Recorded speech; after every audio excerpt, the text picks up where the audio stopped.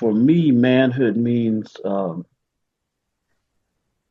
being honest, being practical, um, and prepared to serve uh, and love our community.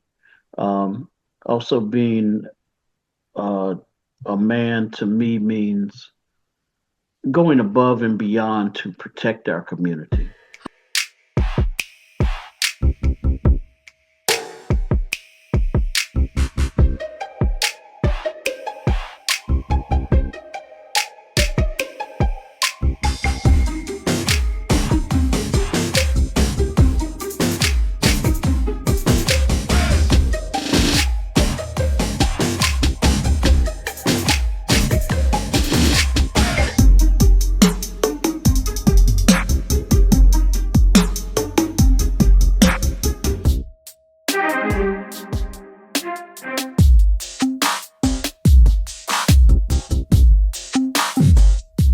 Hi, and welcome to another edition of King Crush Thursday, the series where we highlight and uplift Black men because, frankly, not too many people are doing it. My name is Val Gay, and I'm super excited about this brother today. Let's see. He is an award-winning and long-term civic leader in so many different contexts. He is a U.S. Army veteran and with over 20 years of leadership experience as an Army recruiting command, as well as the U.S. Army Infantry. He is also a husband, a father, and a grandfather. His name is Mr. Keith Shannon. Hi, Keith. Hello, Val. What a joy it is to be with you on this Thursday. Thank you for highlighting and reaching out to men and considering interviewing me tonight. Oh, absolutely. I'm so grateful that you are here. And thank you so much for being here. And, Keith, your presence help us put another wedge in the window to open it up, to broaden the window that has been narrowly depicted for Black men. We know that you are as myriad as there are many Black men walking the planet. We know that what we see in the media is just a microcosm of our community. And as the daughter, sister, friend, auntie, cousin, neighbor of so many amazing Black men, I really wanted to have this platform shine a light on folks like you so that other folks who may not see folks like you every day to learn more. And ultimately for a young king who may or may not have positive Black male role models in their lives, to be able to come to this repository, see the same 6 questions answered by so many different Black men, and hopefully find guidance there. And then for the rest of us who are neither male or even Black, for us to come to this repository, see the same questions, and hopefully have our minds expanded, our experiences expanded. And so I'm so grateful that you're here to contribute to this repository and this conversation. And we're going to get started with the first question, which is, what does manhood mean to you? For me, manhood means being honest, being practical, um, and prepared to serve and love our community. Also, being a man to me means going above and beyond to protect our community. As you mentioned in the intro, I am a husband, a father, and a grandfather, and a son, a cousin, a friend to our community. So I think a man needs to be able to take care of themselves and uh,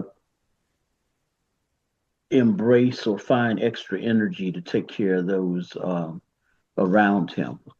And so that's what I've tried to do as I have grown into manhood. Mm, Here. Excellent. Thank you. Thank you so much. So, Keith, who and or what is important to you?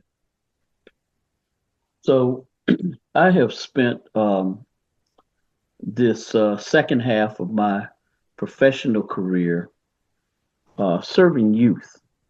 Um, I serve youth through my church, through several community organizations, um, and several business organizations, and I believe that serving the youth and being someone that the youth can look up to as they develop themselves. Um, that's probably the most important thing for me in order to help youth become good citizens in our community, and therefore, if we help create good citizens, then we know that will have a strong community. So that's what I've done, in the several organizations that I've developed youth in. That's awesome. Excellent. Thank you. So, Keith, how do you want us to see you? Hmm. Um, I think I would like to be seen as someone that loves and serves and gives of myself, um, to our community, and someone that can can relay information that's going to be helpful, as young folks, um, again try to develop themselves. I think I'd like to be seen as someone that can be a go-to person that is full of wisdom, full of knowledge that I'm willing to share, and full of leadership example, so that we could better situations that we're in our communities and in our families. I'm very interested in strong families. Mm, that's beautiful. That's beautiful. Thank you. So, question 4, Keith, is what is your epic dream? Ah, my epic dream, uh, I think, would be to gather a lot of the organizations in our community that do the same work, to gather them in an annual or biannual, twice a year conference, in order that everyone could share, sync up their calendars, and have a greater impact in the services that they provide, to our youth and to our community. So if I could be king for a day, I'd pull everybody together in a big tent and let everybody get to know one another, um, probably without social media, not on text, but get to know each other, in person, and share some of the work that we're doing, and gain from each other how we can improve that work in the community. That's beautiful. That's beautiful. So you've been answering question 5 all along implicitly, but I'm going to ask you explicitly. Mr. Keith, Okay. who are you? So I am one that has been encouraged by my mentors. I've been inspired by uh, my mentors and my peers, and even those who may be younger than me. And I've been motivated by those mentors and peers. And I'm I'm one that wants to encourage, inspire, and motivate others to realize their full potential. And that is a part of what is the mantra of one of the organizations that I have done my community work in for years, is to as people realize their potential, that they would be exposed to opportunities and information, and educational enrichment, and expand their relationships, because I believe that um, as we get to know one another, we get to know each other's strengths and weaknesses, and where one person uh, may be weak in a certain area, or not be an expert in a certain area. There's somebody else that is a subject matter expert in that same area, and if we can work together, uh, we can improve situations that need improvement. Yes, yes, yes, yes. I hear you. Thank you. So here we are already at question 6, which is there anything I should have asked you that I didn't, or you wanted me to ask you that I didn't? In other words, what did I miss? Hmm. Um, no, you asked me a lot, but a lot of intriguing questions and pertinent questions. Um, if I could do a shout out to the men in particular, I would tell men to man up, to to take charge in their communities, not worry about having to have themselves all together before they begin to love and serve.